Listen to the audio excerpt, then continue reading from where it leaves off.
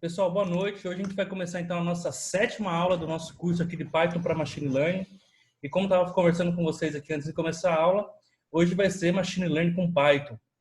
É a proposta do que eu tinha para vocês, né? A gente vai aprender Python para poder fazer Machine Learning com Python. Então hoje vai ser a primeira aula no quesito Machine Learning. Eu sei que muitos de vocês aí já devem ter alguma percepção do que esse termo é. Muitos de vocês eu acredito que já sabem até bem do que se trata quando fala de Machine Learning. Acredito que todo mundo, 100%, já deve ter ouvido falar Machine Learning ou aprendizado de máquina. Quando nós estamos falando em Machine Learning, é um conceito bastante geral, na verdade. Ele não é algo específico, que a gente vai falar, ó, isso é Machine Learning e o resto não é. Tem uma interpretação muito ampla esse termo. Eu vou começar aqui com alguns slides, tá? E aí eu vou conversar um pouquinho com vocês sobre os slides e depois a gente vai para o Python. Então eu vou compartilhar aqui a tela dos slides. Ai, ai, ai.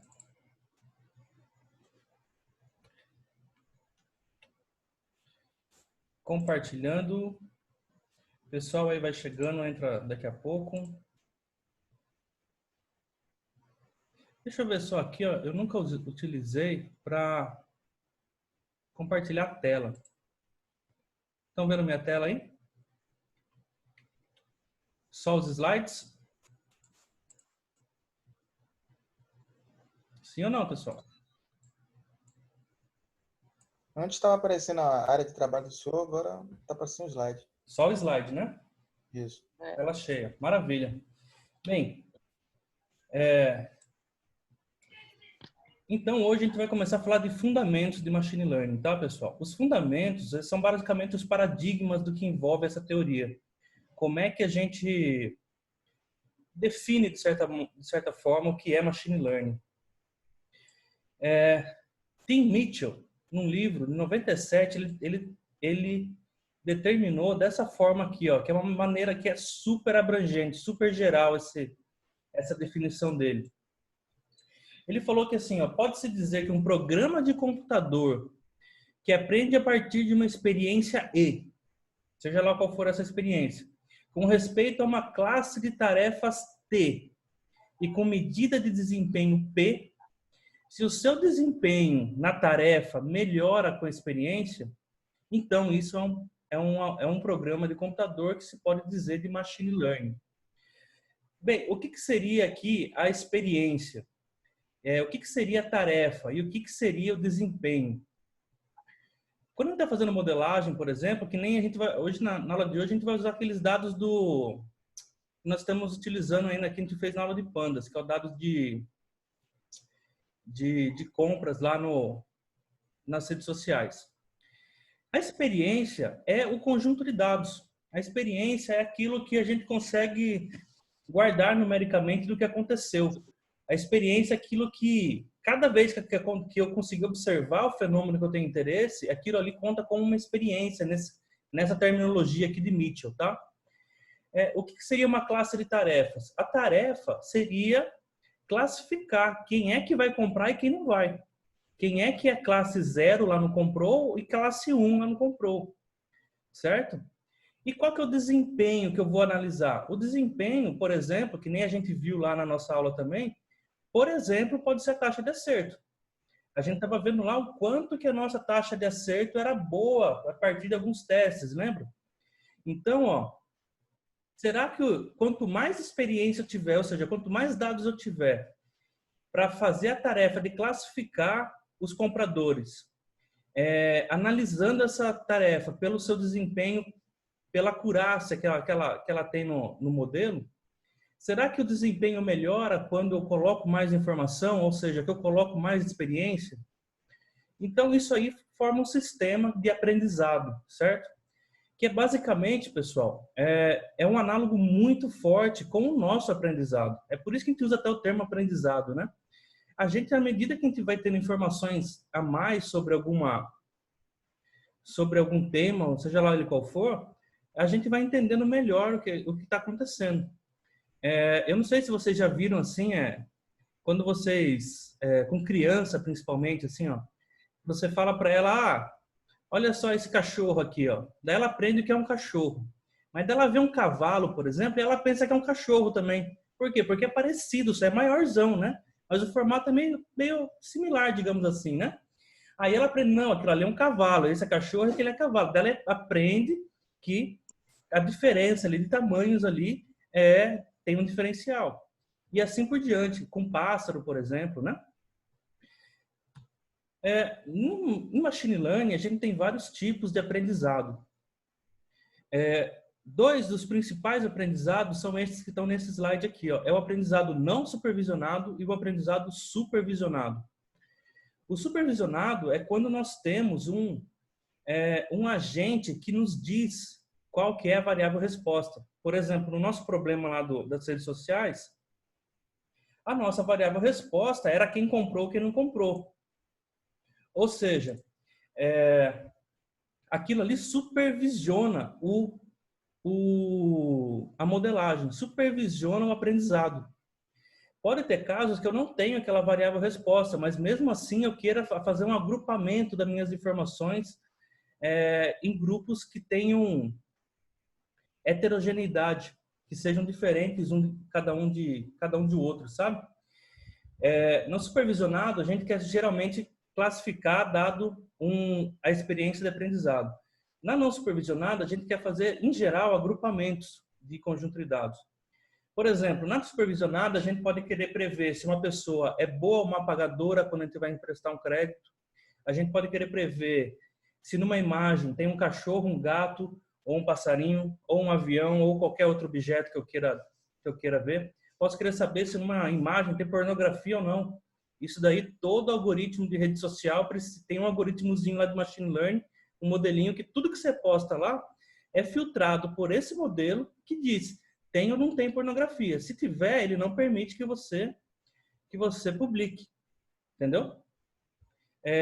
Enfim, a porção de exemplos aqui é infinita, tá, pessoal?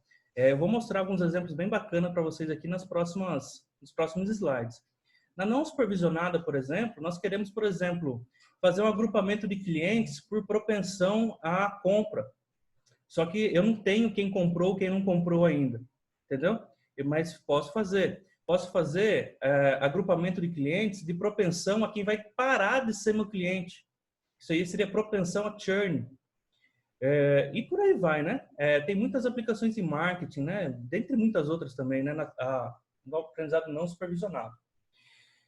Aqui no nosso curso, pessoal, muita atenção agora. A gente vai focar os nossos estudos aqui, num primeiro momento, aprendizagem supervisionada, tá? Que é onde estão, é o mais tradicional, tá? É o mais comum, é o mais importante, digamos assim, apesar de haver mais dados não supervisionados do que supervisionados. Veja que para fazer aprendizado supervisionado, a gente precisa dessa variável resposta, ou seja, precisa de alguém que foi lá e classificou de alguma maneira. Então, ela tem um filtro a mais na hora na questão dos dados que você vai utilizar. Ela precisa de uma condição a mais a ser satisfeita, né? Olhem só, pessoal, esse exemplo aqui que eu sempre mostro nas primeiras aulas de Machine Learning mostram bem alguns conceitos fundamentais da teoria. Foi feito um experimento da seguinte maneira: colocaram os pombos numa caixa e foram apresentando para eles imagens de pintores. No caso aqui foi Marc Chagall e Van Gogh. E aí, quando mostrava lá, já vou até mostrar aqui, ó, o Van Gogh. Quando mostrava a imagem de Van Gogh, o pombo tinha um lugarzinho lá para ele picar. Se ele picava ali, ele ganhava uma recompensa. Se ele picava errado, não ganhava nada. E quando mostrava a imagem do Marc Chagall, ele também tinha um outro lugarzinho diferente para picar ali, para dar uma bicada. E quando ele acertava, ganhava recompensa também. Isso é teoria do adestramento, tá, pessoal? Para quem não conhece também. É aprendizado por reforço, no caso. E aí, o que aconteceu? Qual foi o resultado desse experimento? Mostraram que depois de treinar os pombinhos lá, eles conseguiram acertar 95% das vezes em que foram mostradas imagens para eles depois de treinado, né? Ou seja, os pombos conseguiam acertar de quem era o pintor da imagem 95% das vezes. Olha só que curioso. Só que isso só acontecia, esse 95%, só acontecia quando eram mostradas as mesmas imagens que usaram no treinamento deles, na hora de ficar lá dando reforço para eles. Quando mostraram imagens novas, porque eles separaram um conjuntinho lá para treinar os pombos e outras imagens dos artistas, né? Para fazer um outro teste depois, para ver se eles conseguiam adivinhar quem era o pintor em imagens que eles nunca viram, em pinturas que eles nunca viram. E aí a taxa de acerto deles caiu um pouco, mas ainda ficou nos impressionantes 85%. Olha só, será que pombo entende de arte? Será que ele consegue ver ali e falar, nossa, esse aqui é esse artista, esse aqui é aquele artista? É lógico que não dá para tirar uma conclusão dessa, né? E ninguém acredita nisso, eu acho, né? Mas apesar disso, eles foram capazes de extrair os padrões necessários de cada uma das pinturas para conseguir fazer a classificação. Eles conseguiram generalizar a partir do que eles aprenderam para ter a recompensa, né, que eles sempre têm quando eles acertam. E veja só, né? É bem característico o traço de um artista e é bem diferente o traço do outro artista, né? Dá para você ver aqui bem claramente que isso aqui tem um estilo bem próprio, né, o de Van Gogh, e aqui do Marc Chagall também tem um estilo bem próprio, né? E bem diferente um do outro. Então veja só que experimento bacana, né? Isso aqui que aconteceu, pessoal, de ter 95% nas imagens, nas pinturas que os pombos foram que usaram para os pombos treinarem, é o conceito que a gente chama de overfitting. Acredito que muitos de vocês já devem ter ouvido falar nisso aí também. É o sobreajuste. Ou seja, quer dizer que os pombos, eles aprenderam, o aprendizado deles foi só naquelas pinturas que eles viram na hora do treinamento. Na hora que tiveram que ver problema novo, não acertaram tanto. Quem que nunca, quando está estudando para uma prova, alguma coisa assim, ó, faz um exercício com algum exemplo particular ali, e aí cai na prova o mesmo exercício, só que com um número diferente, e a pessoa se embanana toda para fazer, né? Isso aí é capacidade de generalização. O aprendizado bom, o aprendizado de verdade, é aquele que nos dá essa capacidade de generalizar, que nos dá essa capacidade de ver o exemplo e ver o que é a essência daquilo e conseguir reaplicar em outras instâncias, não necessariamente iguais às que a gente viu antes. O Kiko, quando ele fala que só sabe fazer a conta com laranja, não sei se era o Kiko ou o Chaves, né? Eu sabia essa com laranja, enfim, né? É a capacidade de generalização. E esse conceito de overfitting, ele é muito importante aqui na teoria de machine learning, tá? Então, em machine learning, pessoal, a partir desses conceitos, a gente consegue fazer aplicações muito legais, tá? Vou comentar aqui rapidamente algumas, ó. Nessa parte de cima do slide aqui, ó, é o joguinho do Super Mario. Quem é das antigas, que nem eu aqui, sabe que é um Super Mario Bros. 2, 3, lá do Super Nintendo, Nintendinho. É possível treinar um algoritmo de machine learning que joga o jogo do Super Mario com o objetivo de ganhar.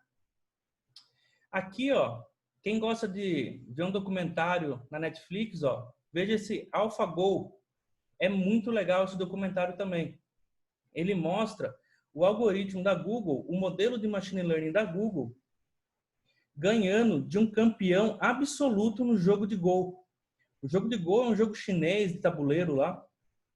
Ele é um jogo super complexo que não tem como vencer ele, por enquanto não até agora, com força bruta. Assim como, veja que xadrez foi vencido com força bruta em 1997. O campeão lá, o Kasparov lá, tomou um pau da máquina da IBM.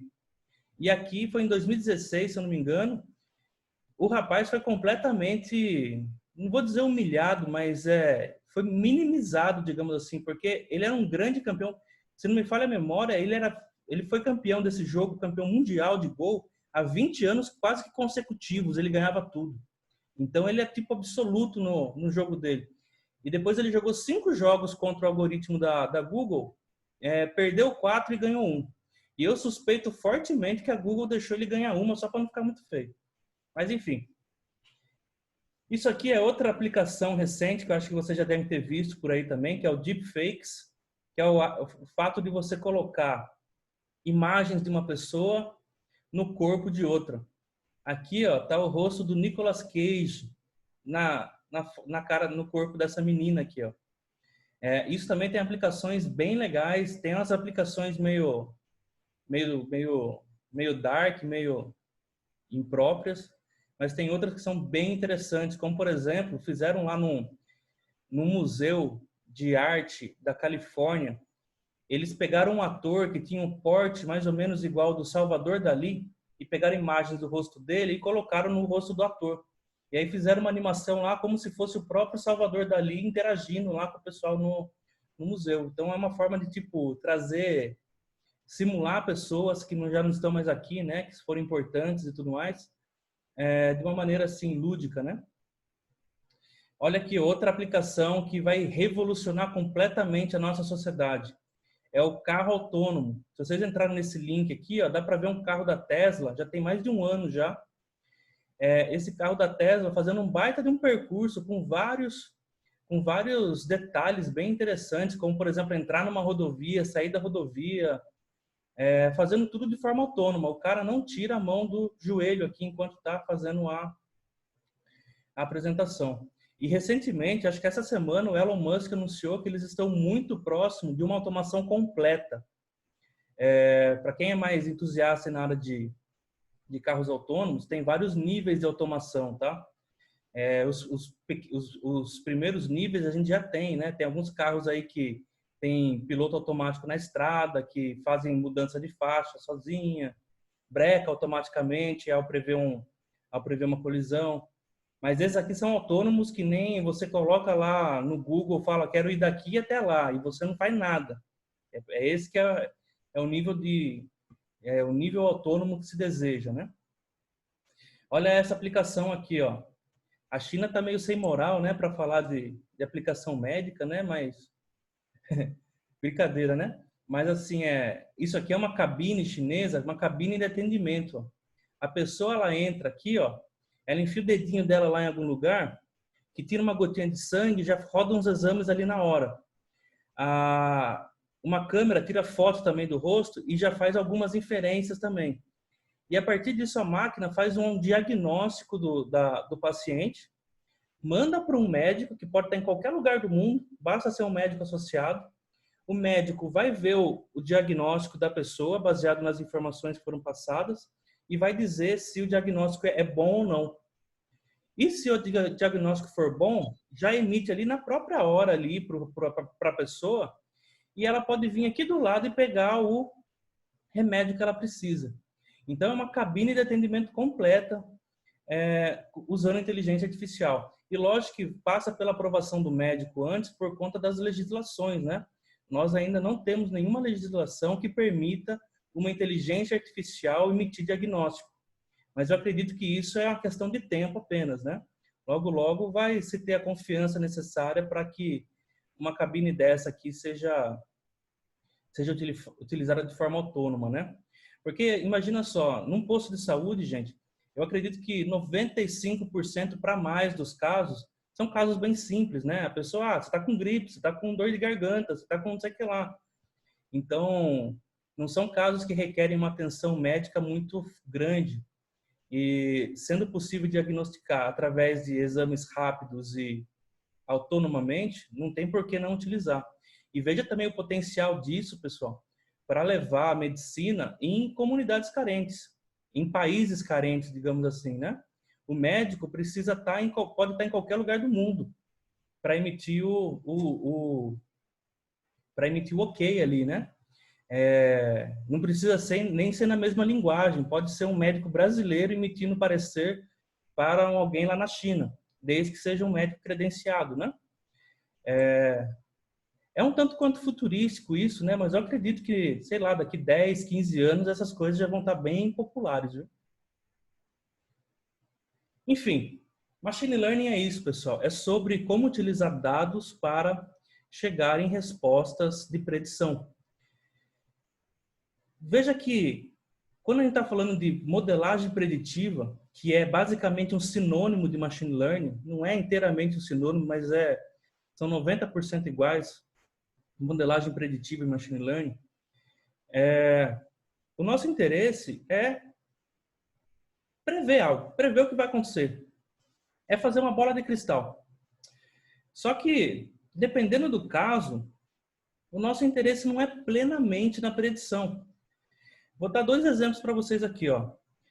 Um exemplo é classificador de imagem. Por exemplo, assim, ó, você tira a foto da pessoa e eu quero saber se ela está ou não doente. Ou melhor, quero saber que tipo de objeto é. Quero saber se, por exemplo, nessa imagem tem algum celular. Ou, por exemplo, você tem uma arma de fogo. Isso é bem relevante para a segurança, né? Eu não quero saber exatamente o porquê que o meu classificador, o meu modelo, indica que tem arma de fogo na foto. Por quê? Porque o que eu quero ali, o meu objetivo, é dizer se tem ou não tem. Então, o que me importa é a taxa de acerto do meu algoritmo. É essa métrica com que ele tem, essa métrica que mede a performance dele. Porque quanto mais ele acerta, imagine que você tem uma imagem lá, um modelo que, em 99,9% das vezes, consegue te indicar com precisão se tem ou não tem uma arma de fogo na foto que foi enviada para ele. Saber como ele chega nessa resposta não é tão importante. Não é nada importante, na verdade, em comparação a você querer ter essa certeza do que está acontecendo ou não. Só que é um pouco diferente, por exemplo, assim, ó, se eu falo para vocês, imagine que você tem um negócio de vender roupas, digamos, sei lá. E aí você quer prever o quanto você vai vender de roupas daqui 6 meses. É lógico que é interessante você saber a quantidade que você vai vender no futuro, com precisão. Só que você, nesse caso aqui, em contraste do outro que eu acabei de falar, você quer saber o porquê você vai vender. Porque se você saber o porquê que você vai vender, o que você vai vender daqui a 6 meses, você consegue encorajar mais essas medidas. Digamos assim, a variável de marketing vai ser muito importante, porque se você continuar com o marketing do jeito que você está, você vai vender tanto. Mas se você investir um pouco mais em marketing, você vai ter esse retorno. Então, veja só, é um modelo que explica a variável resposta. Eu sei que, modificando essa variável aqui, eu vou modificar minha variável resposta de outro jeito. Então, eu consigo, através do meu modelo, saber os atributos que são importantes para o problema que eu estou analisando. E aí, nesse caso, Machine Learning eu vou estar utilizando não do ponto de vista preditivo, mas do ponto de vista interpretativo, tá? E dependendo do que você tem em mente, do que você está utilizando, você vai ver que a abordagem pode mudar um pouquinho. A escolha de modelos que você vai fazer também pode mudar um pouquinho. E é claro que, veja que isso aqui olha pessoal, é fundamental, principalmente para a galera da estatística aí, ó. Você não pode interpretar um modelo que não tem boa predição. Você não pode escolher um modelo de predição que vai fazer uma interpretação, que é capaz de fazer a interpretação só porque ele é capaz disso. Você precisa que ele também tenha uma boa predição para você confiar na interpretação do modelo. Isso é bem comum, às vezes, o pessoal cometer esse erro de que, não, eu vou utilizar meu modelo de interpretação aqui, que ele é bem pior na parte de predição, só que como eu posso interpretar o que está acontecendo com ele, eu vou utilizar ele. Isso é um erro, gente. Vocês não podem confiar na interpretação do modelo de predição ruim. Então, a predição, ela sempre vai ser importante em Machine Learning. Tudo bem? E aqui, pessoal, a gente vai conversar um pouquinho sobre o Machine Learning supervisionado, tá? Em Machine Learning supervisionado, a gente tem basicamente 2 grandes grupos aqui de modelagem, que é o que a gente chama de classificação e o que a gente chama também de regressão. E aqui eu vou fazer outro adendo que eu já fiz na aula passada, mas vale a pena relembrar. Em estatística, a gente chama de regressão sempre que a gente está fazendo uma modelagem baseada em variáveis em prol de uma variável resposta. Quando a gente está no contexto de machine learning, a terminologia aqui, por tradição talvez, não vou saber explicar por quê, mas muda um pouco. Os termos que a gente usa são um pouco diferentes. A gente está fazendo regressão apenas quando a nossa variável resposta é do tipo contínuo, é do tipo numérica, que a gente quer prever um número. Por exemplo, como eu falei, a quantidade de vendas no final de um período. E aqui, ó, na classificação, a gente está prevendo uma variável categórica, que é, por exemplo, tem a arma, não tem a arma, que é se a pessoa é boa pagadora ou não pagadora. Se eu vou fechar no lucro daqui a um período de tempo ou vou fechar no prejuízo. Ou seja, estou prevendo classes, tá? Então, a gente tem esses dois tipos de machine learning, que assim, vocês vão ver que na prática alguns detalhes que mudam, não tem tanta diferença assim na hora de você implementar. Mas você tem que estar sempre ciente do que você está fazendo. Por exemplo, na classificação, a gente vai ter uma medida, a gente pode medir a performance do modelo pela sua acurácia, pela sua taxa de acerto. Na regressão, não faz sentido usar a taxa de acerto, né? Não faz sentido você acertar o número em cima de onde você está acertando.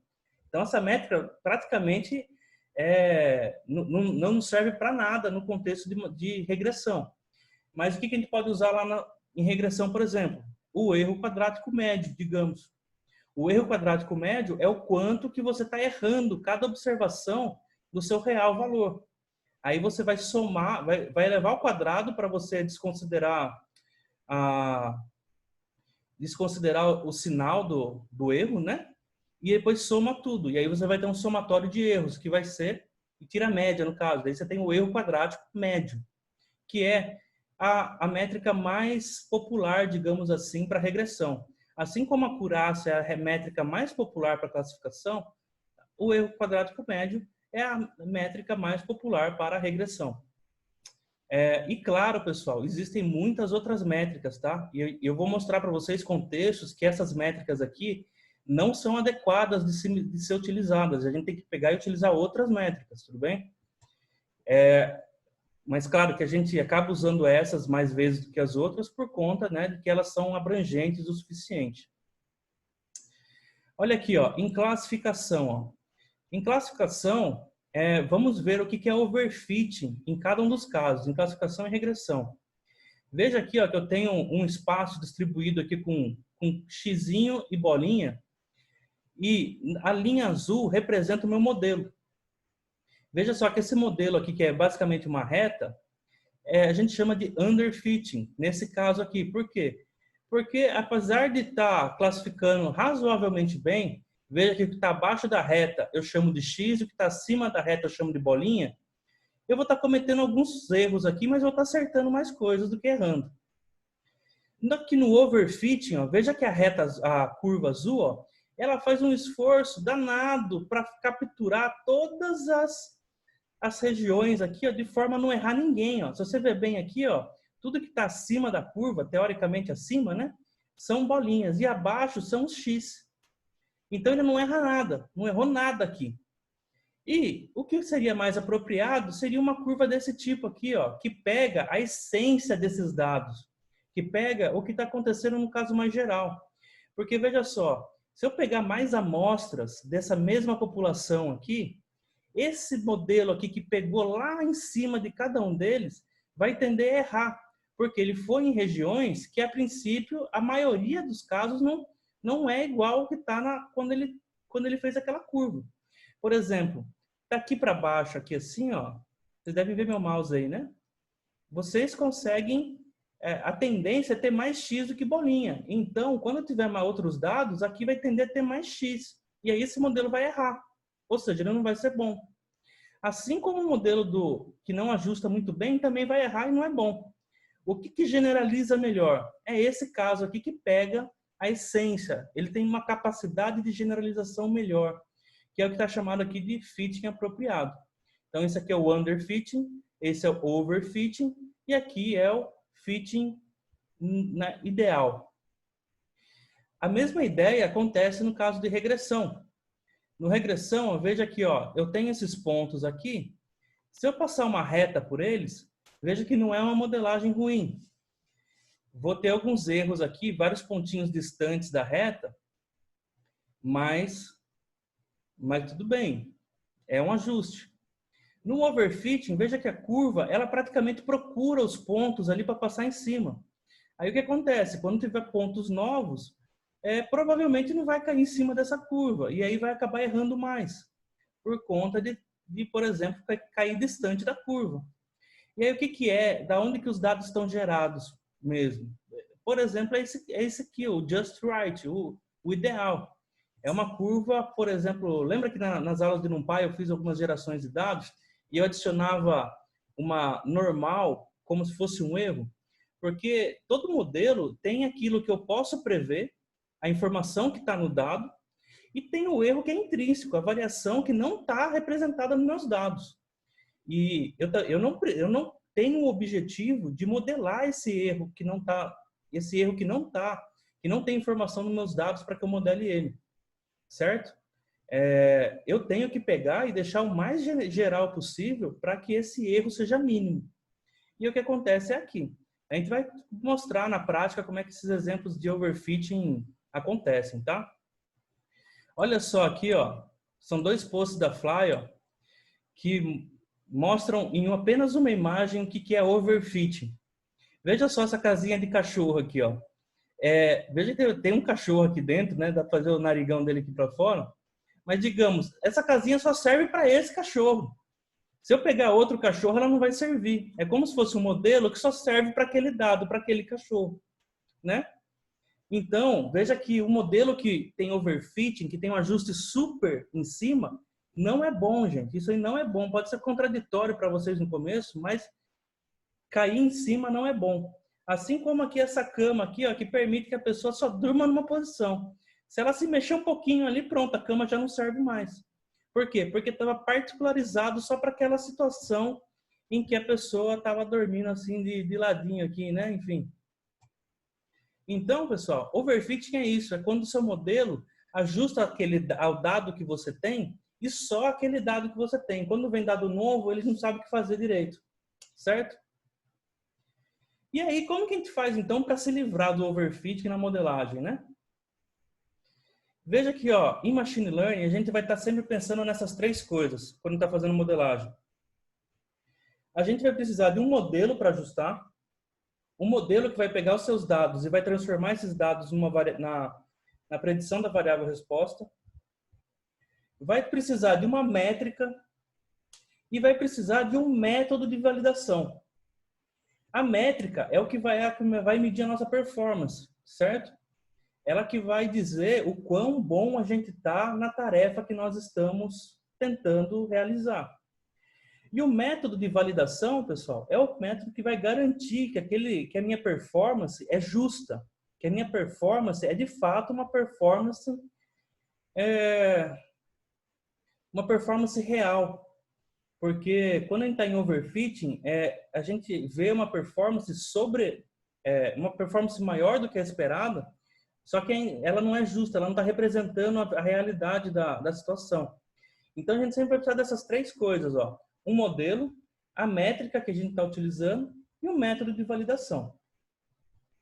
Então vamos fazer um exemplo aqui para a gente começar a ligar os motores aqui em Machine Learning. O primeiro modelo que eu vou conversar com vocês aqui, ó, é o modelo de regressão logística, pessoal. Acho que muitos de vocês já ouviu falar, já conhecem. E aqui a gente vai passar um overview bem rapidinho, tá, pessoal? Vou parar aqui e fazer um adendo. Que é o seguinte, na parte dos modelos, pessoal, a gente tem muito modelo de Machine Learning. E basicamente todo modelo aqui, ó, daria para ficar 1h30, 2 horas falando só sobre eles. Então eu precisaria, por exemplo, para falar de todos os modelos, pelo menos só os principais, de tipo umas 20 horas de aula. Só para falar dos modelos. Não nem falar da aplicação deles, nem falar, só para falar da teoria por trás dos modelos. Então eu tenho uma decisão difícil aqui de fazer pela frente, que é o quanto que eu vou aprofundar. E a verdade é que não vai dar para aprofundar muito. Talvez, em algum segundo momento, a gente possa fazer um curso aqui, alguma sequência de videoaulas também, que seja nesse caráter de aprofundar nos modelos de Machine Learning, que é bem legal, viu, pessoal? tem umas coisas que são muito bonitas aqui nos algoritmos de Machine Learning. SVM, por exemplo, é uma das coisas mais bonitas que se tem aqui na matemática como um todo. Redes neurais também, tem uma teoria muito linda por trás. Mas aqui o que eu vou passar para vocês vai ser, vou arranhar a superfície e vou tentar passar a ideia de cada modelo, tudo bem? Não vai dar para ver nos mínimos detalhes. Então, a gente vai ver aqui em 5 minutos o que é uma regressão logística. Basicamente, uma regressão logística é um modelo paramétrico. Existem modelos que são paramétricos e os modelos que são não paramétricos. Esse aqui é um modelo paramétrico. Paramétrico por quê? Porque eu tenho esses parâmetros aqui, ó, beta 0 e beta linha. Esse beta linha, veja que é um beta 1, beta 2, beta 3, 3 pontinhos até um beta P. É um vetor de betas. Porque X aqui, ó, é uma matriz que representa as minhas variáveis explicativas. Ele multiplica cada coluna dessa matriz. Ou seja, ele pega, como cada coluna é cada variável que eu tenho, ele multiplica por um beta cada informação que entra no modelo e soma todo mundo. E aí ele faz uma transformação nessa soma, que é através desse log de P menos P aqui. Esse Pzinho aqui, ó, é a probabilidade daquela linha, da informação que eu estou passando aqui nos betas, ser um 1. No caso ali, a gente não tem compradores 0 e 1. O 1 a gente chama de evento, né? O Pzinho ali é a probabilidade do evento. Se vocês inverterem aqui, vocês chegam num exponencial de algumas coisas, dá para isolar o P bem facinho aqui. Então, vocês conseguem ver aqui que esse aqui é um modelo que faz essa transformação. E uma particularidade bem importante da regressão logística, ela é linear nas variáveis. Ou seja, quando eu coloco um valor de uma variável aqui, ele vai multiplicar por um parâmetro. E esse parâmetro, ele é fixo, né? Ele é um só. Então, quanto maior ele for, mais importância ele vai dar para aquela variável. E quanto maior o valor da variável, mais significância ele vai ter na inferência final. Mas então, ele é linear nas variáveis, ou seja, quanto maior uma variável, mais importante ou menos importante vai ser, dependendo do sinal do beta, que pode ser positivo ou negativo. Certo? Então, o modelo de regressão logística é mais ou menos isso. A estimação desses betas aqui é feita por máxima verossimilhança. É um conceito que o pessoal da estatística aprende lá em inferência A, se eu não me falha a memória. Máxima verossimilhança é um método de otimização, pessoal. É um método de otimização numérica. Que, claro, né, são necessários assim, outros métodos. Né? A máxima verossimilhança é o método, é a teoria. E aí a gente aplica métodos numéricos para se achar os estimadores, tá? Porque achar analiticamente, geralmente é bem complicado. Aqui é mais ou menos como funciona uma regressão logística. Ó. Esses valores que estão aqui, ó, 20, é o valor aqui, ó, da soma total já, de beta 0 mais beta 1x, mais beta 2x2, mais beta 3x3, mais todos os betas que tiver. E aí, ó, vai passar por essa transformação aqui gera essa curva, é a curva que a gente chama de logit, ou sigmoidal. Na verdade, tem diferença entre essas duas curvas, tá? Mas, enfim, não dá para aprofundar aqui agora. E aí, o que acontece? Ele vai retornar uma probabilidade. A probabilidade de ser um 1 ou um 0. Aqui, por exemplo, P chapéu está igual a 99,4%. Então, o que eu vou fazer aqui? Ó? Se a probabilidade for maior que 50%, eu digo que eu classifico como 1. E se a probabilidade for menor que 50%, eu classifico como 0. Então, aqui, ó, eu teria esses dois de baixo estariam numa classe e esses dois de cima cairiam em outra classe. Tudo bem? Em geral, a gente usa esse 50% como ponto de corte. Esse é o termo que a gente usa. Mas, em análise um pouquinho mais flexível, a gente pode até mudar isso. Mas, basicamente, é isso. Tá tudo bem? O padrão é utilizar os 50%. Enfim, né? Aí, ó, a gente tem o nosso modelo de regressão logística. Agora, a gente precisa de uma métrica. E que métrica que a gente usa? Vamos usar aqui, por enquanto, a acurácia. que é a taxa de acerto do modelo, que é basicamente, como a gente conversou ali há um pouquinho tempo atrás, é a quantidade de acertos, literalmente, né? Ó, por exemplo, aqui, ó, esse X aqui, opa, esse X é um erro, é um erro, é um erro, é um erro, é um erro, é um erro, é um erro. E essas bolinhas aqui de baixo, essas duas bolinhas aqui de baixo também é erro. O resto é tudo acerto. Então, basicamente, é a proporção de acertos divididos pelo número total de inferências que você feito aqui, ou seja, pela quantidade de elementos que você tem no gráfico. Então, é a sua taxa de acerto. Bem straightforward, não tem muito segredo aqui, tá, pessoal? E agora, pessoal, isso aqui é um conceito que eu vou passar muito importante, que lembra que eu falei que a gente precisa de um modelo, de uma métrica e de uma maneira de validar o modelo, né? A gente vai fazer a nossa primeira técnica de validação, ó, é a validação chamada holdout. A validação holdout basicamente é assim, ó. Eu tenho todos os meus dados aqui, ó, representado aqui nesse primeiro retângulo. O que eu vou fazer para saber se meu modelo está acertando de verdade? Eu vou dividir ele em dois. Vou pegar uma parte e utilizar para fazer o meu modelo de fato e vou guardar outra parte que a gente chama de validação ou de teste, depende da terminologia.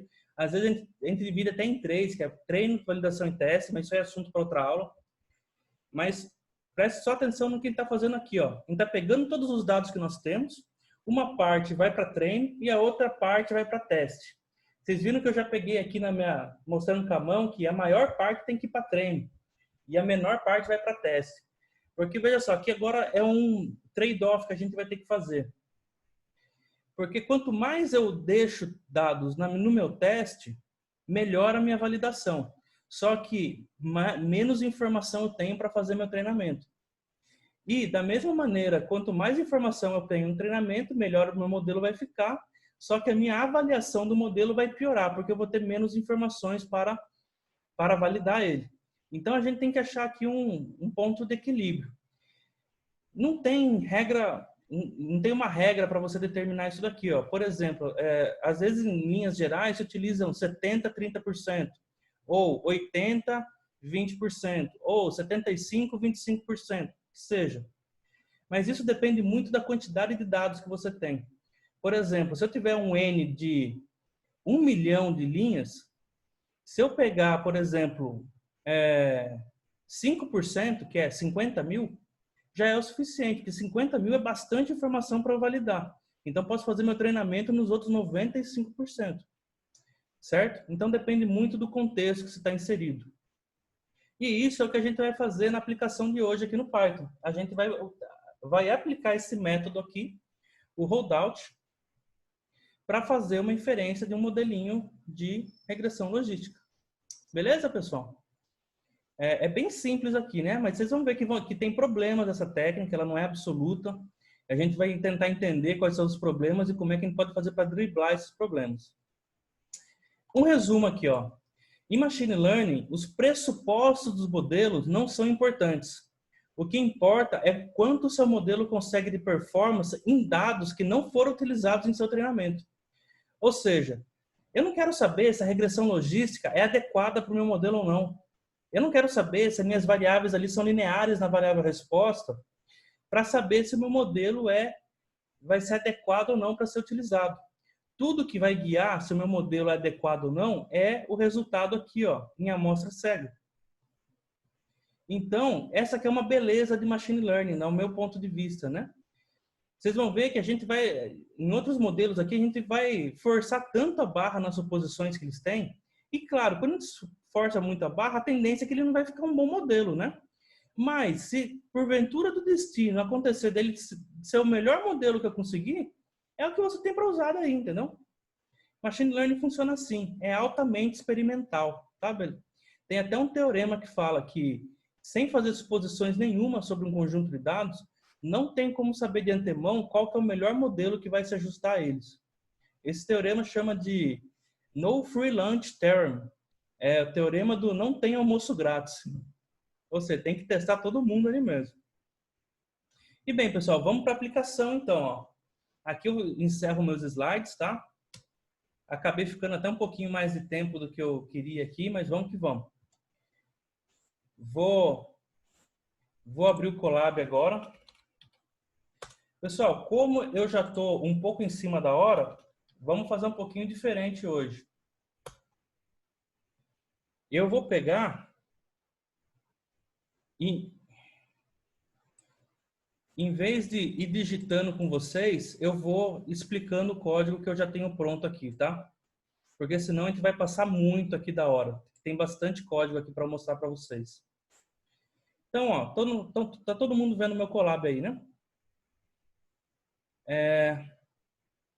Vou aqui na parte que interessa, ó. Primeira parte, ó. Importação dos dados. Estou importando aqui meus dados aqui com o Pandas. É os dados que estão lá no meu GitHub. Essa parte aqui é padrão, né? Ó. E a gente tem aqui, então, ó, aquelas 4 variáveis: User ID, Gender, Estimated Salary, Age e a variável resposta, Purchased. Quero saber se a pessoa comprou, vai comprar ou não. Então, a primeira coisa que eu vou fazer aqui, ó, numa análise de Machine Learning, é a análise exploratória dos dados. Primeira coisa que eu vou fazer nessa análise exploratória aqui, ó, é ver a correlação de cada item, ó. Veja só porque eu vou fazer isso aqui, ó, vocês vão ver logo mais porque eu estou fazendo isso aqui no começo, ó. Veja que ele fez, ó, User ID, Age, Estimated Salary, Purchased. Ele não considerou a variável Gender aqui. Por quê? Porque a variável Gender não é numérica. Ele não sabe calcular a correlação do que não é número. Certo? E isso aqui vai ser importante também em Machine Learning pra gente, ó. E o que a gente pode tirar aqui logo de cara, ó? A gente vê, ó, que a variável Age tem pouquíssima correlação com o User ID, praticamente é zero. Com o Estimated Salary um pouquinho, e com a variável Purchase tem uma correlação interessante, de 62 aqui, 0,62. A Estimated Salary com o User ID também quase nada, 0,07. Com a idade um pouquinho. E com o Purchased, uma certa correlação. Não é tão interessante, mas tem uma correlaçãozinha ali. Certo? Basicamente aqui o resto aqui se repete, né? O que eu vejo é que a User ID, pela natureza dela, que é um código, eu já sei que ela não vai me ajudar em muita coisa. E a correlação basicamente me reforça isso, porque ela não tem correlação praticamente com nenhuma outra variável. Ela tem que a Estimated Salary aqui, mas não é porque tem esse 0,07, que é bem pequeno mesmo, que quer dizer que tem alguma coisa. Pode ser que seja só um desencontro aleatório ali também. Então, a gente vai tirar ela mais para frente. Aqui, ó, vou pegar o Matplotlib para fazer alguns gráficos. Ó. O primeiro gráfico, estou usando a função scatter. A função scatter tem o x e o y, que é as variáveis que eu estou fazendo a dispersão entre. E o C, esse parâmetrozinho aqui, ó, ele me permite adicionar uma variável que vai representar a cor. Tá? Então, ó, veja que eu estou aquele gráfico ali, ó, em que quem comprou e quem não comprou, separados pela cor. E no eixo X eu tenho a idade, no eixo Y eu tenho o meu salário estimado. E aí a gente já vê que essas duas variáveis aqui, ó, me dão um poder preditivo interessante para esses dados, né? Eu consigo ver uma região que é determinada por um grupo, enquanto que outra é determinada por outro grupo, claro, né? Com várias interferências aqui, digamos assim, né? Então, ó, por que eu estou fazendo essa análise exploratória aqui com vocês? Porque é importante a gente entender mais ou menos como que os seus dados estão, como é que as suas variáveis se relacionam, para poder pensar um pouco melhor na hora de estar fazendo modelagem. Por exemplo, aqui, ó, veja os insights que a gente já tirou, né? Que as variáveis que estão mais associadas com a variável resposta, como é que as duas aqui explicam a minha variável resposta também. Outro gráfico aqui, ó. Eu estou fazendo aqui, ó, histograma da idade separado por 0 e 1, ó. Veja que eu faço o primeiro plot aqui, ó, que é um histograma do ADS, aonde o ADS Purchased é igual a 0. E isso aqui, ó, e pego a idade, né? O BINS igual a 20 aqui é o número de caixinhas que eu vou ter no meu histograma. E o alfa aqui é para eu ter uma certa transparência. Aí a mesma coisa que eu faço um outro histograma que eu vou plotar em cima, só que só com a idade daqueles que compraram. E ele vai plotar de outra cor. E aqui o Title, né, ele dá tá dando o título aqui do meu gráfico. Ó. E o que eu vejo aqui nesse gráfico? Ó? Eu vejo que a distribuição, ó, da minha primeira idade aqui, ó, tem uma distribuição bem diferente do outro grupo, né? O grupo 0, não está marcado aqui, o ideal seria para uma legenda, né? O grupo 0 aqui, ó, tem uma distribuição e o grupo 1 tem outra distribuição. Isso me indica que essa variável aqui é importante. Já evidenciado pela correlação e agora evidenciado também pelo histograma, pela análise do histograma. Veja que, apesar de eu ter essa interseção aqui, ó, veja que a região que eu tenho o gráfico os dois gráficos um por cima do outro, eu tenho uma boa região de gráfico aqui, ó, que é única de uma classe e aqui também que é única de outra. Isso me mostra que a distribuição do 0 e a distribuição do 1 estão sendo separadas pela essa variável idade. Então esse gráfico aqui é bem legal de fazer quando a gente quer analisar esse tipo de coisa. A gente estratifica a variável resposta e vê como que a variável se comporta em cada um dos extratos aí, né? Aqui no caso 0 e 1, para comprou e não comprou. Aqui vou repetir o mesmo gráfico, ó, para estimated salary. E veja que também vejo uma certa diferença, mas a princípio a discrepância não é tão grande. Eu tenho uma zona de interseção grande aqui no começo do gráfico, e no final do gráfico eu não tenho tanto da cor vermelha aqui, que é o 0, mas tem um tanto bom da cor 1, né? Apesar de ter uma certa interseção. Então veja só como isso aqui vai aumentando o nosso entendimento do problema, né? Depois aqui, ó, eu vou querer analisar a gênero. Eu fiz um group by aqui, ó, para ver que, ó, no 0 eu tenho masculino e feminino basicamente a mesma quantidade. E no 1 eu tenho masculino e feminino também praticamente a mesma quantidade. Para fazer um gráfico, para eu dar uma olhada nisso, ó, eu importei o Seaborn, que ele já faz um gráfico legal para isso, ó, que é o bar plot do Seaborn. Ele me dá essa barrinha aqui, ó, que se não me falha a memória, é um intervalo de confiança bootstrap. Posso comentar, quem não conhecer isso aí, eu posso comentar depois também o que é um intervalo de confiança bootstrap para vocês. Mas veja aqui, ó, o intervalo de confiança, a gente vê discrepância entre as variáveis quando os intervalos de confiança não se sobrepõem um ao outro. E aqui eu vejo que eles estão bem sobrepostos. Quer dizer que eu não tenho uma evidência muito forte de que os dois grupos são diferentes aqui, tá? Enfim, eu poderia fazer mais análise aqui. Aqui eu não fiz estratificando no 0 e 1, né? Só estratificando aqui no sexo masculino e feminino.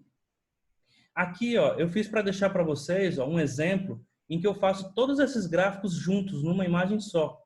A gente usa esse daqui, ó, o subplot, ó. Esse subplot aqui, ó, ele me diz, ó, 2, 2, 1, quer dizer que eu estou num grid de 2 por 2 e o próximo gráfico que vier é o primeiro. Depois aqui eu tenho o subplot 2, 2, 2, que é ainda no array 2 por 2, vou fazer o segundo plot, aí o terceiro e o quarto. Esse comandinho final aqui, ó, os códigos que estão aqui dentro é o mesmo código que estão aqui em cima. Esse tight layout aqui, ó, ele faz todo mundo ficar bonitinho, ele faz um ajuste ali interessante ali para a figura, ó. E veja que eu tenho aqui, ó, num gráfico só, todos os outros gráficos que eu fiz ali.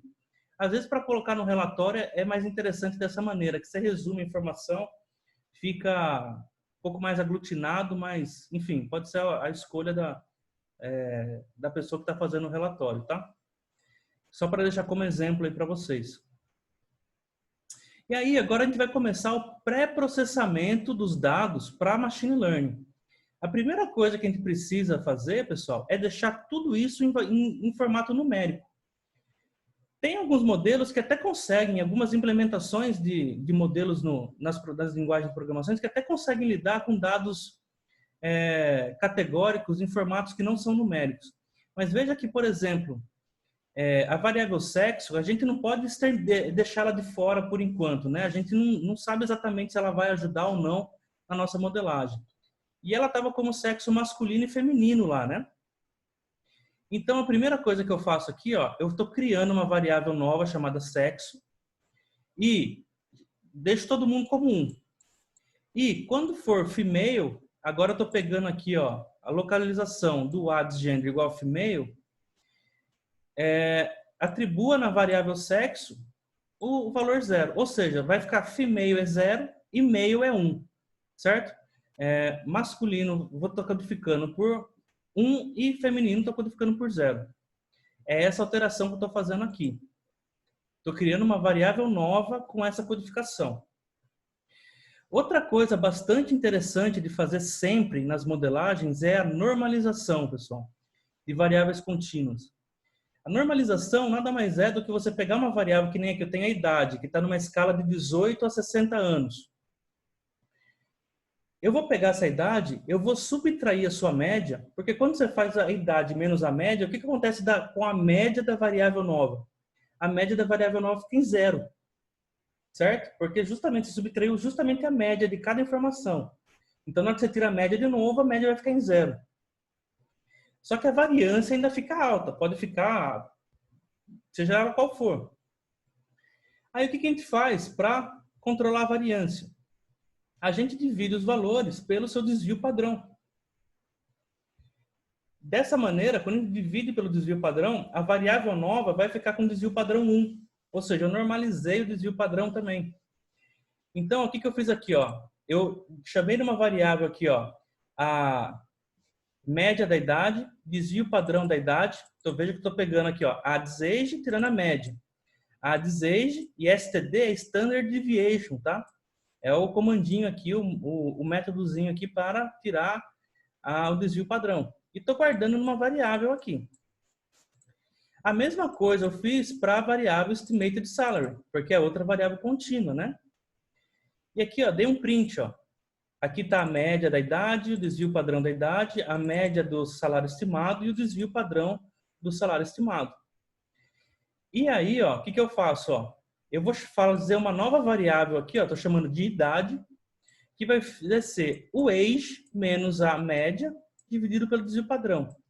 E uma nova variável chamada salário, que vai ser a estimated salary menos a sua média dividido pelo seu desvio padrão também. Vou rodar aqui. E agora eu vou fazer um describe do meu conjunto de dados. Veja que eu tenho variáveis novas. A variável sexo está aqui agora. Ela é numérica, por isso ela entrou no describe. Veja que a gender não entra, porque ela não é numérica. A idade, veja que a média está como menos alguma coisa aqui, vezes Z a 16. A menos 16. Isso aqui é virtualmente 0, pessoal. A mesma coisa com o salário aqui, menos exponencial de menos 17, virtualmente 0 também. E o desvio padrão, tá 1, exatamente 1, 1 elevado a nada. Então, normalizei as minhas variáveis. Tem conjunto de dados, pessoal, que é extremamente fundamental fazer isso. Tem outro, eu digo assim, em relação ao modelo que você vai utilizar. Uma rede neural, por exemplo, é fundamental que você faça isso. Agora, numa árvore de decisão, por exemplo, a gente vai ver tudo mais para frente, já não é tão importante, tá? Aqui na regressão logística, a princípio não é tão importante, mas se a gente fizer, a gente tem algumas vantagens, tanto na hora da estimação, mas na hora de interpretar os parâmetros também. Enfim, esse é um pré-processamento interessante. Se eu colocar aqui o head, veja o que vai acontecer. A idade vai ter um número aqui, menos 1,77. Agora eu vou falar, mas como que o número negativo pode ser idade, né? Veja que isso aqui é uma variável que está representando a idade. Ela não é exatamente a idade mais, né? Assim como o salário aqui também está com valores negativos. É uma representação, pessoal. E veja que eu não perco nada em fazer isso, porque é só uma transformação que eu estou fazendo. É uma transformação linear na variável. Então não tem problema, tá? E aí, para terminar de arrumar o meu conjunto de dados aqui, eu vou jogar fora todas as variáveis aqui que não me interessam, que é a user ID, a gender, que eu já arrumei ela no sexo, a age, que eu já troquei por idade, e a estimated salary, que eu também troquei por salário. Então, estou dropando todas elas aqui. Dropei. E agora, pessoal, depois que a gente faz o pré-processamento, às vezes é interessante voltar em alguns pontos da nossa análise exploratória de dados. Eu vou voltar aqui só para dar um exemplo aqui, na correlação. Porque quando eu fizer a correlação aqui agora, eu consigo ver a correlação do sexo com as outras variáveis. que eu não conseguia ver antes. Por quê? Porque ela não estava pré-processada de acordo com fazer isso. Ela estava categórica com string, né? E agora que ela está categórica ainda, né, mas como numérica, eu consigo ver a correlação. E vejo aqui que não dá correlação muito interessante com nenhuma das variáveis. Mas ainda assim, vou deixar ela no modelo para ver o que acontece.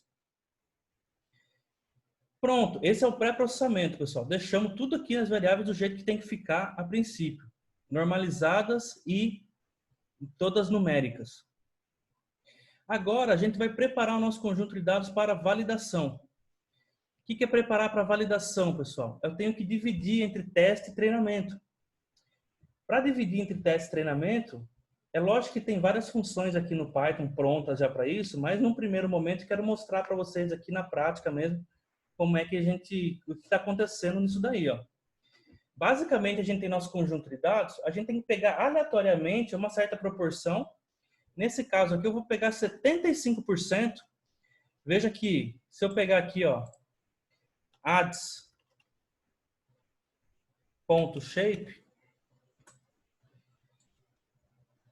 ele vai me mostrar aqui, ó, que eu tenho 400 informações e 4 variáveis. Então, eu vou usar 75%, porque daí eu faço o quê? Eu deixo 300 linhas para treinamento e as outras 100 restantes vão ficar para teste. Só para ser esse número redondinho aí. Então, estou usando a divisão de 3 quartos, 1 quarto, 75, 25.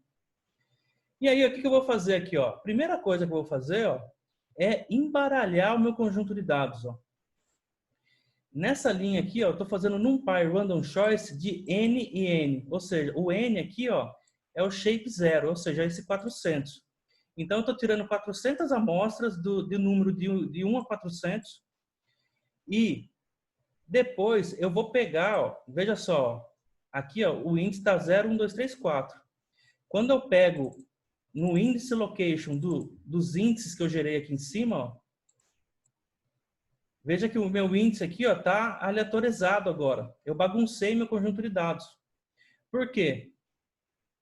Aqui agora estou resetando o índice, porque eu vou precisar.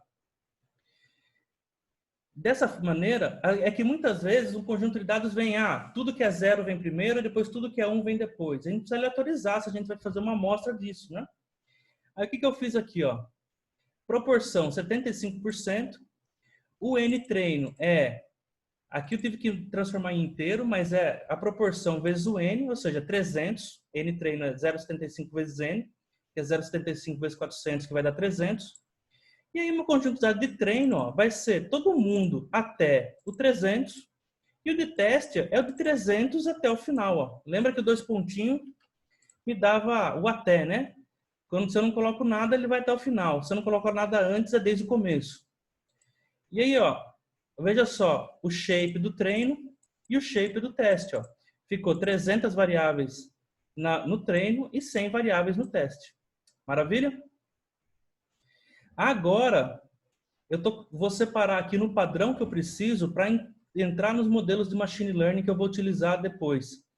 E o padrão que eu preciso é assim, ó. Eu preciso separar 4 conjuntinhos, 4 variáveis novas, que são o x-treino, y-treino, x-teste e y-teste. O que é o x-treino? X-treino são as variáveis explicativas do modelo. São as variáveis, todas as variáveis menos a variável resposta. E o y é a notação trivial, é a notação mais comum aí para variável resposta. Por isso está x e y aqui.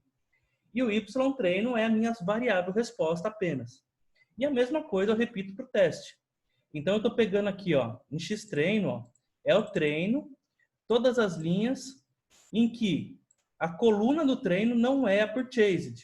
E aqui no y eu pego apenas a purchased. E a mesma coisa no teste. Ou seja, eu estou separando então aqui a variável resposta das outras variáveis, tudo bem? É só essa divisão. E agora que vem a parte difícil, que é colocar um modelo de regressão logística para fazer, né? Você viu tanto de coisa que a gente fez aqui, agora a gente vai fazer o modelo finalmente, né? A função que faz a regressão logística, pessoal, é essa aqui, ó, Logistic Regression, que eu importei da onde? Da biblioteca que chama scikit-learn. Aqui, ó, a gente chama ela por sklearn. E é da subbiblioteca Linear Model. Então, ó, from scikit-learn linear model import regressão logística. Aí eu chamo uma instância aqui, o modelo é o meu modelo de regressão logística, Logistic Regression, que é a função que eu chamei aqui. Fit, pessoal, é inglês para ajuste. Eu vou usar um método, veja que agora, como ele é como ele é um objeto do tipo regressão logística, que é o modelo, um dos métodos que eu tenho para ele é o ajuste. E quem que eu quero ajustar? Quem é que eu quero ajustar a minha regressão logística com que dado? Aí aqui entra ó, x treino e y treino. Ou seja, aqueles dados que eu separei para treino, né? E vou rodar. Ele dá essa saída aqui para mim. Isso aqui são os parâmetros que ele está usando. Veja que tem bastante coisa para mexer, mas eu não mexi em nada. Ó. Usei ela vazia. Porque todos os parâmetros dela têm um default. Se eu não colocar nada, ele sabe o que fazer. E agora, pessoal, pronto, nosso modelo está ajustado. Já está aqui, ó, o nosso modelo, depois que eu executo isso aqui, ele já treinou. Ou seja, eu já tenho um modelo pronto nessa variável chamada modelo aqui, nesse objeto chamado modelo.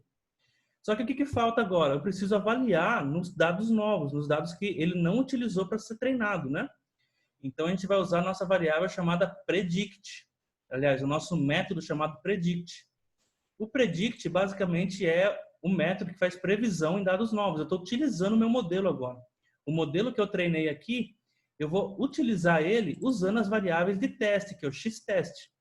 Ou seja, as 100 informações que eu tive lá, nas 3 variáveis que eu estou utilizando, que é o sexo, idade e salário. E aí, ó, quando eu rodo isso, estou guardando na Predicts, e depois vou mostrar aqui quem que é o Predicts, né? Ó. Veja que ele me retorna um vetor. Esse vetor aqui tem tamanho 100. Ou seja, quer dizer que o primeiro indivíduo lá ele classificou como 0. Quer dizer o quê? Que a probabilidade dele ser 0 é menor que 50%. O segundo como 1. O terceiro como 0. 0, 0, 0, 1, 1. E assim por diante. Ou seja, treinei o meu modelo usando os dados de treinamento e agora apliquei o meu modelo nas variáveis de teste que eu separei. E agora como que eu faço para verificar a performance dessa regressão logística? Vou pular aqui, depois eu já volto. Ó. Lembra que a gente já fez isso nas aulas passadas também? Ó? Basta eu comparar esse modelo que eu previ, esses preditos aqui, com o meu y-teste, que é o y verdadeiro, né, pessoal? O y-teste que eu separei é a variável resposta que eu tenho guardadinha, mas que eu não usei para treinar. E agora eu estou vendo como é que o meu modelo está performando nesses dados. Então, o que eu vou fazer? Ó? Preditos igual y-teste vai me dar o quê, pessoal? Quando eu faço isso? Um monte de true e false, né? Ó, lembra lá, ó. True é quando eles são iguais e false é quando não é. True é acerto e false é erro. Se eu calculo min, ele vai me dar a média de todos esses trues e false, considerando true igual a 1 e false igual a 0. E aí, isso daí é minha taxa de acerto. E olha a taxa de acerto da regressão logística aqui, ó. Foi 82%, ó. Quer dizer que 82, dos meus 100 indivíduos de teste lá, 82 eu classifiquei bem e o resto eu não classifiquei. Ou seja, os meus 18 eu não classifiquei muito bem. Certo?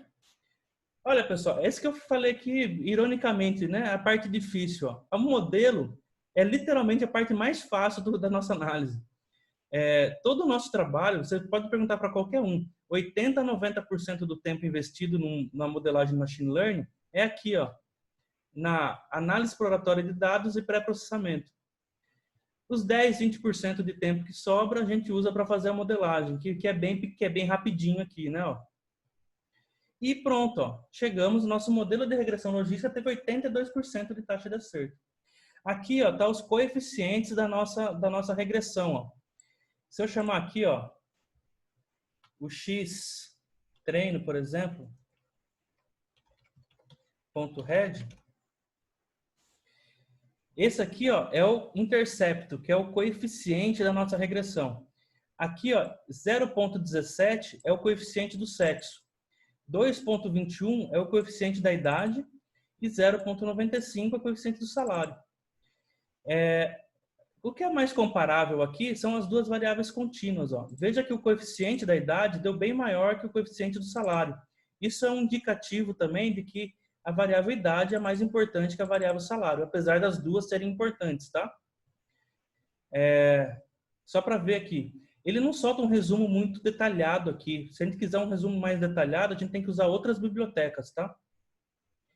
E bem, pessoal, aqui então, ó, depois, ó, eu deixei, ó, 3 exercícios aqui para vocês, ó. Depois eu já comento eles.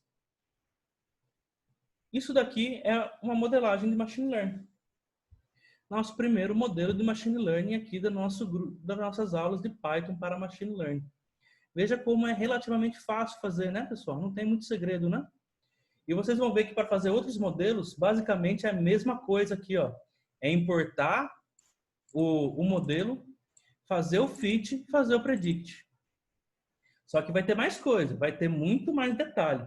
Eu já vou mostrar um problema aqui para vocês, ó. Vou voltar aqui em cima, ó. Vou voltar aqui, ó, na onde eu faço a aleatorização do conjunto de dados, ó. E vou simplesmente executar de novo, ó. Na hora que eu executo de novo e executo essas linhas aqui novamente, o que vai acontecer? O meu conjunto de treino e teste vão ser diferentes agora. Não vai ser aleatório também, né? Uma amostra aleatória, só que uma amostra aleatória diferente. E vou rodar. O que vocês acham que vai acontecer quando eu rodar o modelo de novo? Será que eu vou chegar nos meus 82% igualzinho de novo? Rodei o modelo, rodei o predito. Ó, o intercepto mudou um pouquinho. Os coeficientes, ó, também mudaram um pouquinho. Olha aqui o que vai acontecer com a performance, com a acurácia. 0,81. Não mudou tanto. Vou rodar mais uma vez, ó. Mas veja que já ficou diferente, né? Se ficou diferente, qual das duas eu confio? No 82 ou no 81? Qual que é a performance correta? Lá, mudei de novo a aleatorização dos meus conjuntos de dados. Mudando tudo aqui. Ajusto o meu modelo de novo. Calculo o meu predito de novo. Um pouquinho diferente da outra vez. 0,79. Olha só, de 0,82 agora 0,79. O que está acontecendo aqui, pessoal? Veja só que dependendo da distribuição que eu pego, pode ser que meu modelo dê um pouco diferente um do outro. E isso está acontecendo aqui porque meu conjunto de dados ele é relativamente pequeno. Eu não tenho uma homogeneidade tão grande nessa amostra de teste. Não é como se todas as amostras de teste tivessem as mesmas características entre si. Então, na próxima aula, a gente já vai ver como lidar melhor com esse tipo de coisa, com esse tipo de problema que pode aparecer, entendeu? Maravilha, pessoal. Dúvidas até aqui? Desculpem pela aula um pouquinho mais longa de novo. Aquele que eu prometi para vocês, aulas de 40 minutos, né? Acho que não vou cumprir nenhuma, né? Pelo jeito. Não tem jeito, senão a gente perde o fio da meada. Tem que ser um pouquinho mais longa mesmo para poder passar o conceito com a profundidade mínima necessária, né, pessoal? Olha só os exercícios que eu deixei, ó. Escreva um programa que faça divisão em teste treinamento de conjunto de dados, respeitando a proporção na variável resposta. Isso é, que a divisão seja estratificada na variável resposta. Para vocês elaborarem aqui a questão da divisão dos testes, só que, por exemplo, eu posso dividir ali, ó, eu tenho lá aqui nesse conjunto tenho 36% de 1 e o resto é 0. Eu posso pegar no meu treino, ter lá 80% de 1 e no meu teste ter 20% de 1. E isso também não é muito legal. Então, o que eu posso fazer? Eu posso pegar e fazer divisão estratificada. Eu pego a proporção que eu quero, mas separando por 1 e 0, para eu pegar sempre a mesma proporção. Isso aqui é um exercício para vocês pegarem, entenderem bem o que vocês estão fazendo aqui na modelagem e também pegarem um pouquinho mais de manejo em Python. Exercício 10. Compare o modelo de regressão logística utilizando a variável sexo e sem utilizar a variável sexo. Olha só. E aí veja o que vocês podem concluir. Rodem, o que vocês têm que fazer aqui? Ó? Criar conjuntos de treino e teste com a variável sexo e sem a variável sexo e ver qual que é a performance. Será que a variável sexo está ajudando nesse modelo ou não? Ou ela está ali só fazendo bagunça? Tentem analisar isso também. E depois aqui, ó, um exercício 11. Reaplique o modelo de regressão logística fazendo modificações na variável Age Estimated Salary. A modificação que eu quero que vocês façam é transforme elas em variáveis categóricas, cada uma com 5 categorias, e reveja o resultado do modelo de regressão logística. Por exemplo, você vai falar assim, ó, a idade, você vai dividir lá, você vai pegar, por exemplo, os quantis da idade, quantis não, pode pegar de 0 a 20%, de 20 a 40, 40 a 60, 60 a 80 e 80 a 100. Isso vai dar 5 intervalos. Esses intervalos vai ter mais ou menos o mesmo tanto de informação, o mesmo tanto de valores ali, né? Por causa que é pelo quantio que você está tomando. E chama lá idade 1, idade, pode ser lá, idade pequena, média, enfim, coloca o nome que quiser na categoria, não tem problema.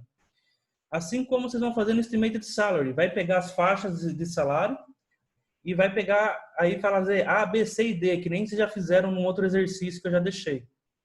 E aí vocês vão utilizar o modelo de regressão logística com esse contexto, com as variáveis contínuas discretizadas, categorizadas. Esse é o termo que a gente utiliza. E veja o que acontece também. Veja que quando a gente está categorizando, a gente está jogando fora informação. Será que jogando fora informação entre aspas, né? A gente está modificando, deixando de uma maneira menos precisa a informação. Mas será que isso vai fazer que o meu modelo fique pior ou fique melhor? Quero que vocês investiguem isso. Façam antes da próxima aula de preferência. Tá? E, pessoal, era isso que eu tinha para a aula de hoje. Desculpem aí pela delonga, mas, enfim, acabou. Dúvidas? Fiquem à vontade agora.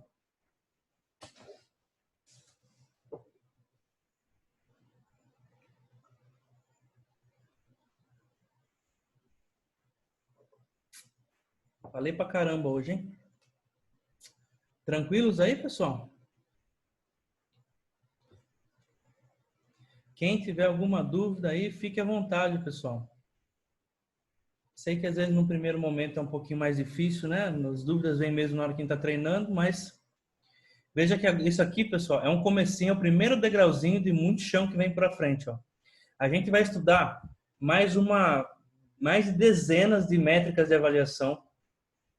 A gente vai estudar mais pelo menos 3, 4 ou 5 variações de métodos de validação. E modelos, também a gente tem aí mais uma dezena ou duas de modelos que vale a pena a gente conhecer um pouco. Vizinhos mais próximos, árvores de decisão, SVMs, combinações de modelos, redes neurais. Vamos embora. Falem, pessoal. Professor, uma dúvida. Quando a gente separa o conjunto de dados aí de treinamento, de validação, alguma cuidado específico de você sortear os dados ou fazer aleatoriamente, ou fazer uma sequência do dado 1 até o dado 70, ou fazer tudo misturado, algum cuidado em torno disso? Olha, o cuidado principal foi aquele que eu tive ali na hora de fazer com vocês aqui, de aleatorizar os dados, tá? Eles têm que ser uma amostra aleatória dos dados que você tem. Se não for uma amostra aleatória, não funciona. Aliás, você vai chegar em resultados que não vai ser representativos. Esse é o pior tipo de erro que tem, aquele erro que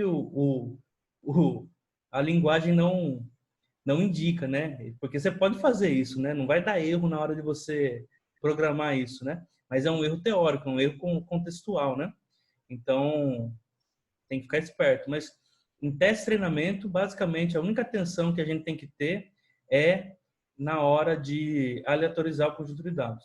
E se eu tiver classes muito desbalanceadas, eu também tenho que ficar ligeiro com aquele exercício que eu passei para vocês, que é tirar a mesma proporção que eu tiro ali para treino e teste numa classe da variável resposta e na outra classe da variável resposta. Entendeu? Imagina um conjunto de dados, por exemplo, que eu tenho 5% de 1 e 95% de 0 na variável resposta.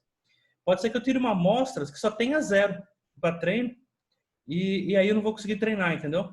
Por conta da particularização da amostra que eu tirei. Mais perguntas, pessoal? Ó, sobre os comentários aqui sobre matemática, veja que dá para ir levando, dá para ir entendendo bem o que está acontecendo, mesmo sem entender os pormenores matemáticos, né? Alguns algoritmos, por exemplo, precisa só de saber o teorema de Pitágoras para entender. E tem outros que precisam entender um pouco de matemática superior, otimização de funções, derivadas parciais e tudo mais. Mas como eu estou passando para vocês num nível mais superficial, o interessante mesmo é entender as ideias, entender o que o modelo está fazendo e não como o modelo está fazendo. Lógico que o entendimento é menor, mas antes menor do que nada, né? Mais dúvidas, pessoal? Digam aí. Agora é a hora. E para o pessoal que já fez Machine Learning comigo, eu adianto para vocês aí que vai ter novidades aqui nessa versão, tá? Porque fazendo em Python, a gente tem uma flexibilidade um pouquinho maior do que em R. Na verdade, aqui nós estamos na verdadeira vantagem do Python sobre o R. As bibliotecas de Machine Learning são mais ricas do que as bibliotecas de Machine Learning lá do R. Pelo menos no meu ponto de vista. E vai dar para explorar um pouquinho mais de coisas aqui com mais facilidade, digamos assim. Então, e eu também vou passar alguns conceitos para vocês aí que eu não cheguei a passar lá. Então vai ser uma oportunidade aí para a gente abranger um pouquinho mais os conhecimentos. E o conselho que eu dou para vocês e para todo mundo, procurem sempre já ir tentando aplicar isso aqui em alguma outra aplicação de vocês, algum outro exemplo, e vão criando portfólio, gente. Nunca é tarde para começar portfólio, e também nunca é cedo para começar também. Um portfólio ele mostra a evolução natural de vocês, a evolução natural que vocês vão ter ao longo do tempo. À medida que vocês forem evoluindo, o portfólio de vocês também vai evoluindo. E para empregabilidade, para arrumar um estágio até na área de Data Science, pessoal, é interessante você ter um portfóliozinho já de projetos que você desenvolveu. Então, já vão cuidando aí, ó. Até esse próprio exemplo que eu estou dando para vocês. Se vocês pegarem lá, escreverem bonitinho lá, veja que no meu script, ele é bem por cima. Às vezes eu escrevo uma coisa ou outra, mas o ideal é, a cada linha de código, você explicar o que você está fazendo, explicar o porquê você está fazendo e explicar o que tipo de informação você está tirando daquilo que você fez, né? É isso que um relatório, é isso que compete a um relatório, né? Você extrair informações relevantes e ir escrevendo e descrevendo elas, né? Professor, na parte que você normalizou a variável age, o que exatamente ela ajuda? Ou depende do modelo que vai usar? Ou eu só vi por cima quando você fez a normalização? A normalização, ela tem diversos aspectos positivos na hora de você fazer. Por exemplo, tem modelo que usa exponenciais lá no meio da conta. Numericamente, é mais fácil calcular uma exponencial de um número pequeno do que uma exponencial do número gigante.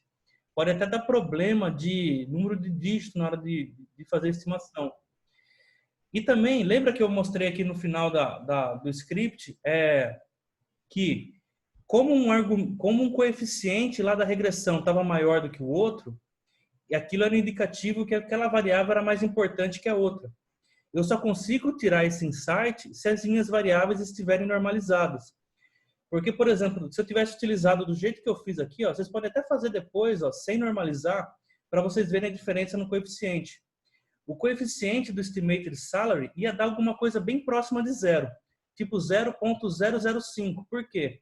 Porque a variável estimated salary, ela tem um valor muito alto já natural nela, que ela varia lá de 20 mil a 150 mil. Então, quando multiplica pelo parâmetrozinho bem pequeno, aí uma regressão logística joga todo mundo para a mesma escala, compensando na estimativa do parâmetro. Então, quando eu não tenho todas as variáveis normalizadas na mesma escala, eu não consigo fazer aquela comparação de coeficientes direta daquele jeito. Vendo, esse coeficiente é maior que esse, então ele tem uma importância maior, a intensidade dele é maior, certo? Então, isso daí já já é um ponto positivo. A gente vai ver na próxima aula o KNN, que é os vizinhos mais próximos. É um método baseado em distância.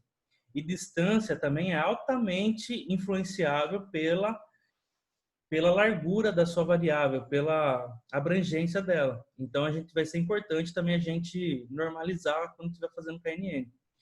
Basicamente, pessoal, a normalização é um procedimento meio que padrão que a gente faz em toda a modelagem de machine learning. E não necessariamente precisa ser uma normalização. Ela pode ser também, na verdade, eu não sei nem se estou usando o termo correto aqui, precisa até ver. Porque tem padronização e normalização. Eu estou falando de normalização associando a normal, mas assim, você pode transformar a sua variável também no intervalo 0,1, em vez de transformar numa variável normal, que nem foi feito ali, né? Com média 0 e desvio 1. Quando você joga ela no intervalo 0,1, basicamente tem os mesmos efeitos, tem poucas diferenças em termos de modelagem que pode acontecer. Mas para todos os fins, ela faz o mesmo propósito, né? Que é deixar os números baixos e na mesma escala. Portanto, comparáveis de acordo com algumas modelagens. Mais perguntas, pessoal? Digam aí ou calem-se para sempre.